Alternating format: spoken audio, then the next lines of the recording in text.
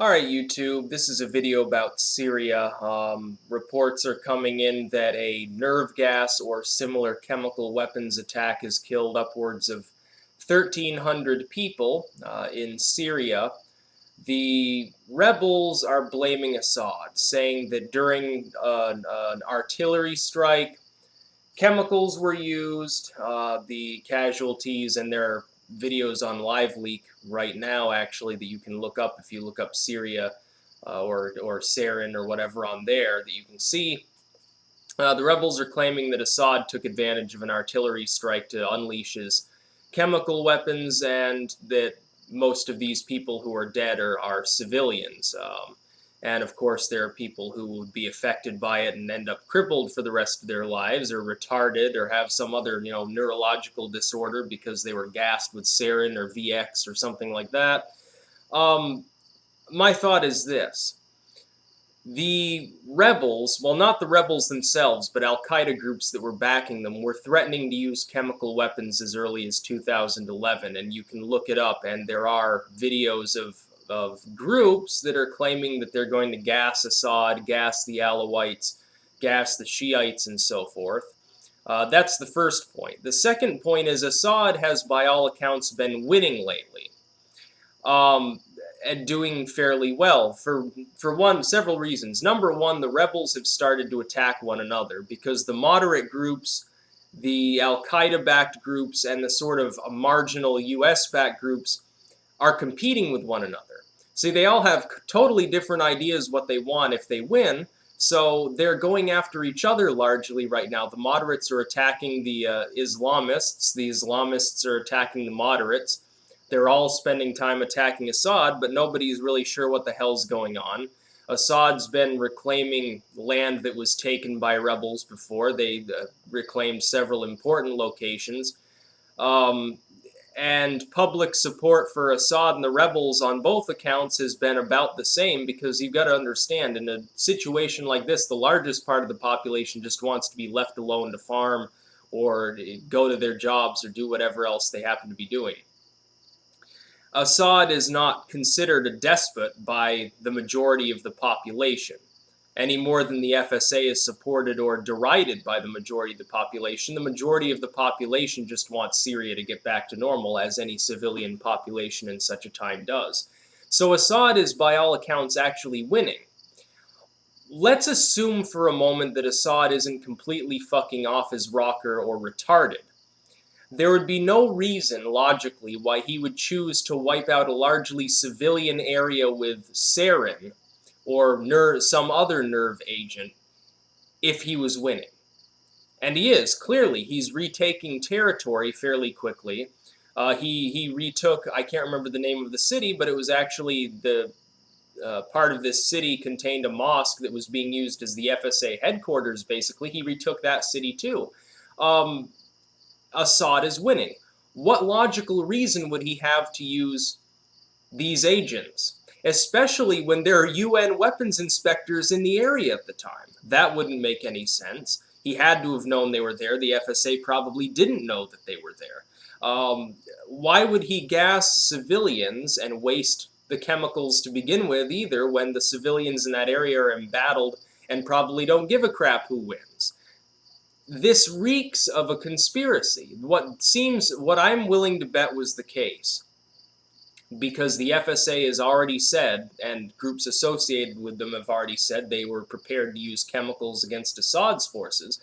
What seems to be the case is that the rebels have heard it through the grapevine, because they pay attention to Western media too, that we will get involved, the United States will get involved on their behalf if chemical weapons are used.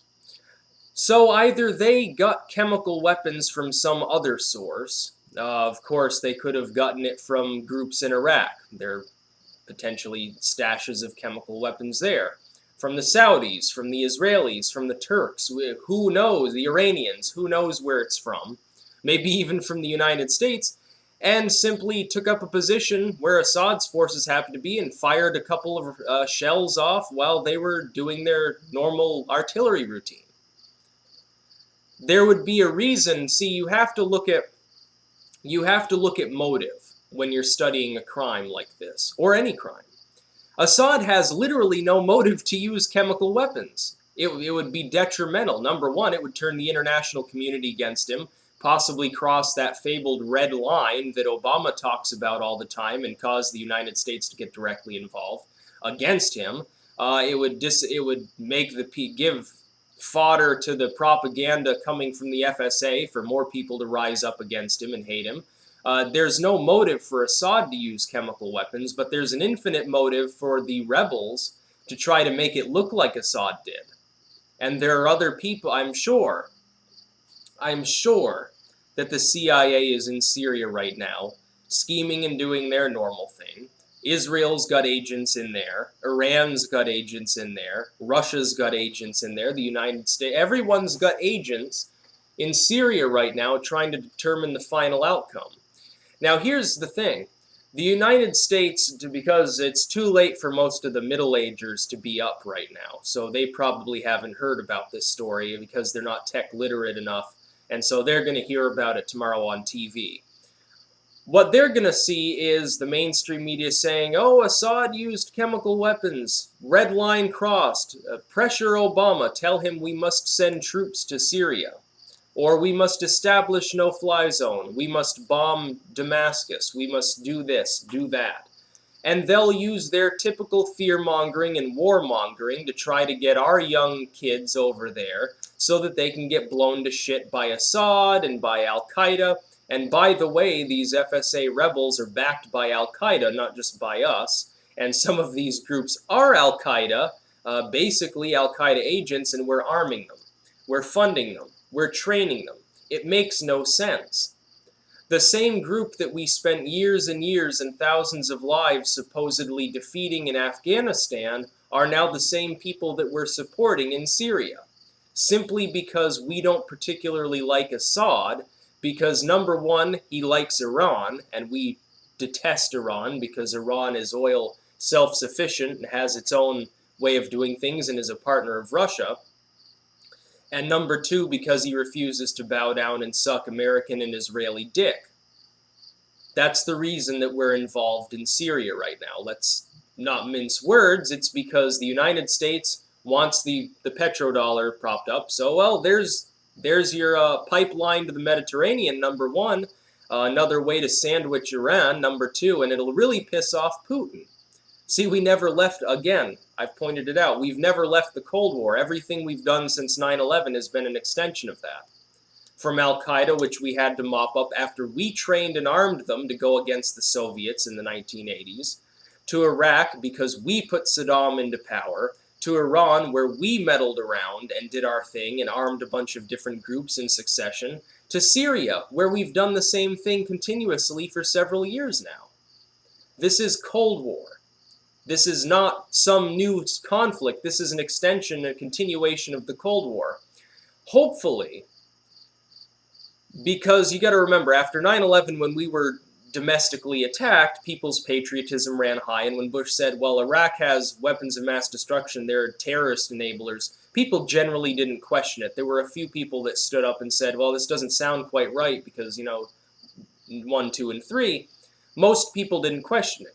Hopefully now, because more and more people distrust the government, want their liberty back, and are tired of things like the Patriot Act, and they're tired of war, they realize the economy really won't sustain any prolonged conflict at this point.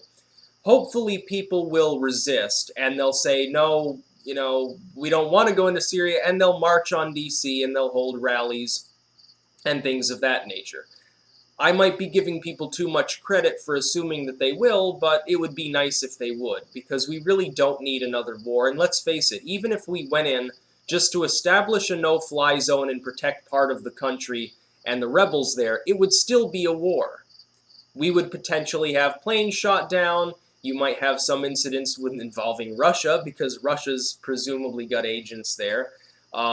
Iran is right next to the area. What do you think well, not right next to Syria, but in that general region, and a key ally of Syria's? What are the Iranians going to do? Of course, Israel's in the region.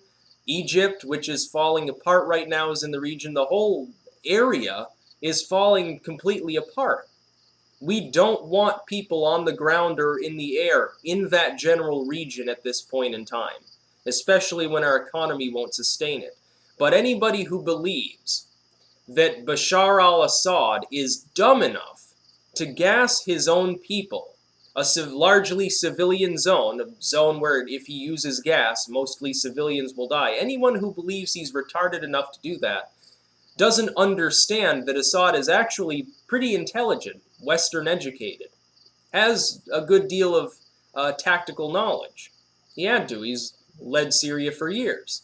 He's not dumb. You can argue all day that he's evil or that he's crazy, but he's certainly not dumb. Makes no sense. He would literally have no reason to gas his own people. That would turn the entire world against him. You see what Saddam gassing the Kurds. Look at what happened there when he marched into the Kurdish oil fields and we beat him back to his capital. Why do you think that happened? He was stupid enough to use chemical weapons because he wanted more oil fields and wanted this and that and the other thing, and he wanted to flex his dick at the United States.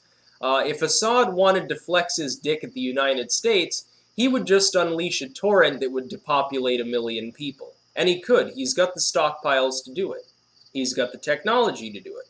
He could rain down gas on Israel. He could rain it down on Cairo. He could attack Lebanon. He could march his troops to Jordan. He could attack the Turks if he wanted to. He could depopulate large population centers with quite a large radius. He's got that capability. If he thought he was losing and needed to gas somebody, he wouldn't be gassing his own people. He'd probably gas Jerusalem, if anywhere. Or he'd gas the Turks for basically allowing the rebels to take up arms and cloister themselves across the Turkish border and for taking so many refugees. It doesn't make any sense. I don't think Assad is the one responsible. And of course, before the rebels, again, they've done it twice before.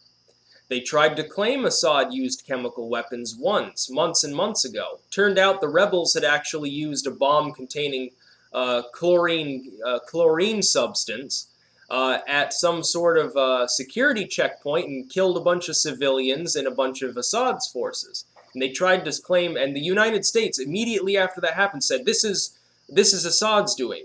Well, it turned out when they actually ran the tests, it was actually the rebels that did it, using a makeshift explosive.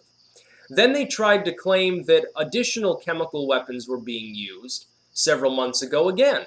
And the UN inspectors went in and they said, no, these were rebel-made. They said that the rebels were the ones that did. So far, the rebels have tried, at least on 2 occasions, to use fairly crude chemical weapons. What makes you think they couldn't have gotten a hold of a few canisters of sarin? It's entirely possible. Look at the region. They could have gotten it from anywhere.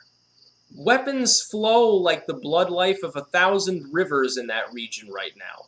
They flow in and out of Israel and Egypt and Syria and Lebanon, Jordan, Turkey, Iran, Afghanistan, Pakistan, probably into other countries too.